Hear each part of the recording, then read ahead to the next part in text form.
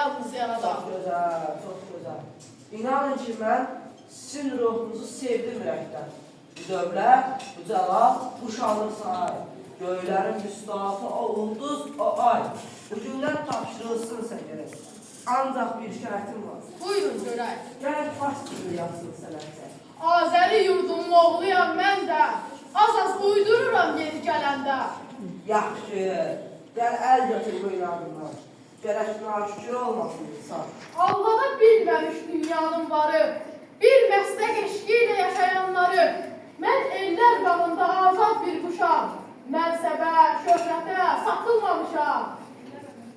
Yaxşı da, Sarıqlı kiçik bir ölkə, böyük bir dosya yaratdı bəlkə. Dayan, bu bağçanın hər bir budağı, üstündə min gül bitirmiş. Sizin güldüyünüz çoban torpağı, nizamilər, huzurilər yetirmiş. Nizamiyə bax, huzuriyə bax. Güneşi öpsene qara bulutlar, yine güneş adlı bir qüdrəti var. Görünür günəşə iştaham vardır. Güneşten gizlenen yarasalardır. Buna qulaq asmaq çətin peşədir. Niye? Kulağını çoktan şeşedir, çoktan eşidəndə qızarıb yanar. Doğru söz gələndə pambıq tıxanar. Of, məmnun olsaydı ondakı hünər, Ağılsız köpəklər ulduza hürər. Diber dağılını, nə durmursan, din.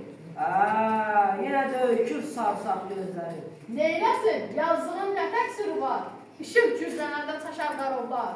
şairə sənətdir tikanlı sözlər. Sözdən qızarmaz ki bozarmış üzlər. Şalhın bir qozalar gəlsin səri. De gəlsin.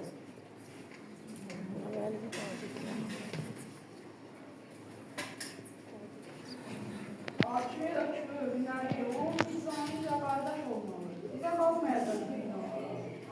Şairdir, gəlbi var, şirin sözü var. Öyle bir ölkənin onda gözü var. Özdə qavlar da dinləyirlər. Ət verir, yaxşılıq qalır. Dinin düşmənidir. O ölsün gələk. Hayır, o vacibdir, eşki gələrək. Bəzən qamçıları zamanı. Allah da bitirir şehrin səsini. Allah da çox sevir. Allah hay Allah. Onun məndən də çox ədaləti var. Qoy bacarırsa sağ saxlasın. Siz hökümdarsınız. Yaxşı, Qozar. Mən əl çəkdim ölüm düşündən. Ancaq kəsəcəyəm yazarını. Bir də həc deyən az bilmir. Razısan? Razıyam böyük hökümdar. Mərhəmət sahibi olur ağalar.